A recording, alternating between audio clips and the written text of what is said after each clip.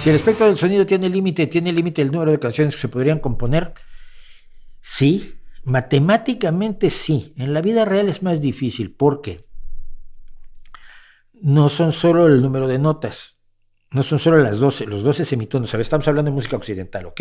Hay otras formas de música orientales que utilizan otras escalas y dividen el espectro musical, está bien llamarlo así, supongo, el espectro de sonido, de manera distinta a la occidental.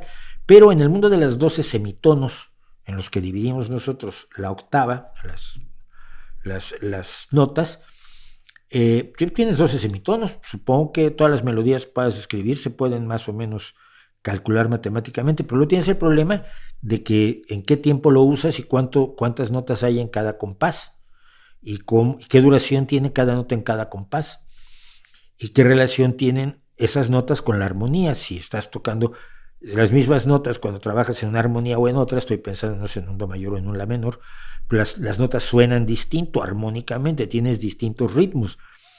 Entonces, aunque me imagino que matemáticamente se puede derivar cuántas canciones se pueden escribir, tienden a infinito, ¿no? Porque me basta meter cualquier melodía que tú puedas proponerme, me basta meterle 2 notas en medio o acompañarla con otra armonía o cambiarle el ritmo para que sea una canción distinta. Y la realidad ha demostrado que no estamos muy cerca de acabárnoslas, ¿no?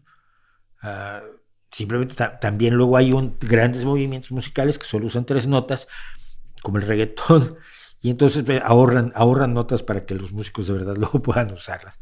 Me van a pegar, pero bueno.